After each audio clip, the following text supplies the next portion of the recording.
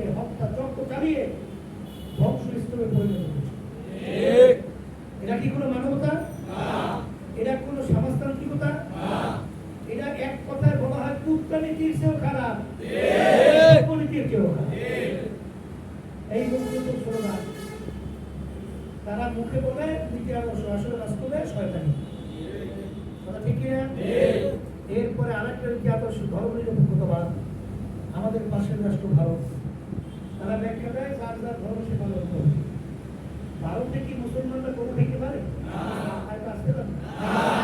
আচ্ছা, আপনি মসজিদ ভাইলে সেখানে মন্দির তৈরি হয়েছে? সেখানে বোরকা পড়তে পারে? তাহলে যার যার ধর্ম সে পালন করবে। মুসলমান কি সেখানে ধর্মীয় স্বাধীনভাবে পালন করতে পারে? এটা বোঝা গেল সম্পূর্ণ ধোঁকা। আসলে বাস্তবতা হলো এই প্রচলিত ধর্মনিরপেক্ষতাবাদ নাস্তিকতা। আর একটা নীতি আদর্শের নাম বলছিলাম ইসলাম। ইসলাম শব্দের অর্থ শান্তি। এখন আমার বাজানদেরকে আমি বলবো, আপনাদের বিবেকের উপরে আমি এই প্রশ্নটা ছেড়ে দিলাম। এই ইসলাম নীতি আদর্শ নিয়ে আসেন হযরত মুহাম্মদ রাসূলুল্লাহ। তিনি কেমন আদালত তার ভিতরে ছিল, ন্যায় পরণতা কেমন ছিল? আপনারা জানেন যে জন্মের পর থেকে তার দাইমা তাকে হালিমা সাদিয়া, আপনারা নাম শোনেন নাই? তার তো বাচ্চা ছিল, কিন্তু আরবের রেওয়াজ ছিল দাইমার একলে বাচ্চা অন্যের লালন পালন হইত। আল্লাহ রাসূল সাল্লাল্লাহু আলাইহি ওয়াসাল্লাম কালামুল আলামিন এমন আদালত, এমন ন্যায় পরায়ণতা আল্লাহ দান করছিলেন যে তিনি মায়ের কোলে থাকা অবস্থায় তার দুধ মায়ের একটা দুধ পান করতেন, আর একটা দুধ জোর করে তার মুখে দিয়ে পান করাইতে পারতেন। কারণ সে জানে যে আমার সহোদর ভাই আছে, আমি যদি দুধ খেয়ে ফেলি আমার ভাই কি খাবে? এর নাম হল ইসলাম। শুধু তাই না, আপনারা জানেন যে আল্লাহ রাসূল সাল্লাল্লাহু আলাইহি ওয়াসাল্লামের কাছে এই ইহুদি বিচার নিয়ে গেল, মুসলমান বিচার নিয়ে গেছে ইহুদির বিরুদ্ধে। আল্লাহ রাসূল সাল্লাল্লাহু আলাইহি ওয়াসাল্লাম রায় দিয়েছে ইহুদির পক্ষে। কার পক্ষে? এখন মুসলমান তার মনে কষ্ট লাগছে যে আমি তো মুসলমান, আমার নবী বিজাতিদের পক্ষে রায় দিল। আল্লাহ রাসূল নাউযুবিল্লাহ, আল্লাহ রাসূলের সিদ্ধান্ত করে আপত্তি করে ইমান থাকে? ওমর ফারুক রাদিয়াল্লাহু তাআলার কাছে যাওয়ার পরে ওমর রাদিয়াল্লাহু ঘটনা শোনার পরে বলছে আল্লাহ রাসূল সাল্লাল্লাহু আলাইহি ওয়াসাল্লাম বিচার করছে, তাহলে তোমার অনুমতি হয় না, ঠিক না? আচ্ছা তুমি অপেক্ষা করো। তরবারি নিয়ে আসে ভিতর থেকে, নিয়ে আসে এই হলো রায়। আল্লাহ রাসূল সিদ্ধান্ত সেইটা তুমি মানো নাই, তুমি কাফের হয়ে গেছো, মোরতাদ হয়ে গেছো, এক কোপে তোর করবে শেষ। এই হলো আদালত। ঠিক? এরপরে আপনি দেখবেন ইতিহাস পড়লে ও আলোচনা যেমন ভাবনা কথা এতটুকু বিজাতিরা পর্যন্ত তারা স্বীকার করতে বাধ্য হয়েছে দুনিয়া সৃষ্টির পরে এরকম মহামানব আর দুনিয়াতে দ্বিতীয় সৃষ্টি হয় নাই। অক্সফোর্ড বিশ্ববিদ্যালয় যারা প্রতিষ্ঠিত করছিল 100 মনীষীর নাম তারা লিপিবদ্ধ করছে একটা বইয়ের মধ্যে। দা 100 মানে বইটার মধ্যে প্রথম নাম তারা আল্লাহ রাসূল সাল্লাল্লাহু আলাইহি ওয়াসাল্লামের নাম নিয়ে আসতে বাধ্য হয়েছে।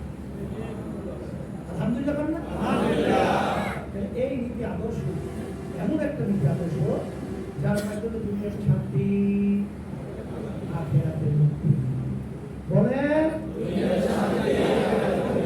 এই নীতি আদর্শ শিখাইছে ওমর রাদিয়াল্লাহু তাআলা দুনিয়া রাজত্ব করার পরেও জেরুজালেম রওনা করছে, আমি উটের পিঠে বসা, গোলাম উটের রশি টানতেছি। আমি ডাক দিয়ে বলে এখন তুমি উটের পিঠে উঠবে, আমি উটের রশি টানবো।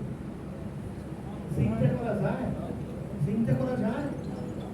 আমি রোদ্রের ভিতরে রশি টানবো আর গোলাম উটের পিঠে থাকবে, চিন্তা করা যায়? আমি বলতেছেন আমিও আল্লাহর সৃষ্টি মাত্র মানুষ, তুমিও মানুষ।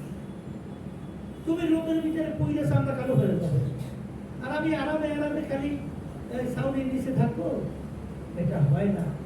তুমিও কিছুক্ষণ রশি টানো, আমিও কিছুক্ষণ টানি। এই হলো ইসলামের নীতি আদর্শ। এর জন্য ইপিজেড থাকা, আলহামদুলিল্লাহ আমি আগেই শুনছিলাম, বাস্তবতা হয়েছে। আপনাদের উদ্দীপনা আমরা অত্যন্ত খুশি। এখন কথা হলো যে ইপিজেড থানায় আল্লাহ রাব্বুল আলামিন একটা সুন্দর পূর্ব ইসলামী আন্দোলন মুজাহিদ কমিটি বাংলাদেশ, অন্যান্য সমস্ত সহযোগী সংগঠন কাজ করার একটা ক্ষেত্র পূর্ব। এই পূর্ব চিটাগাংয়ের ভিতরে সবচেয়ে ভালো হলো ইপিজেড। এখন আপনার আমার দায়িত্ব খুশিতে আটকা লইয়া তাকে তো দিয়ে ঘুমানো। হ্যাঁ, অফিসের একটা উদ্দেশ্য আছে না? এই যে অফিসটা করছেন এত টাকা খরচ করে, উদ্দেশ্য আছে না? খরচ করতে বলবো ইসলামী আন্দোলন এই নীতি আদর্শ বাস্তবায়নের জন্য নাড়াচাড়া। নাড়াচাড়া মানে কি? ওই সেটা নিয়ে চুপ করে শুয়ে থাকবে না, এই নীতি আদর্শ বাস্তবায়নের জন্য নাড়াচাড়া করতে হবে। নাড়াচাড়া করবেন তো বরকত পাবেন। কি আমি ভুল বলছি? একটা পরামর্শ করি না, কারণ শোনেন ইসলামের ঘরে আগুন লাগছে,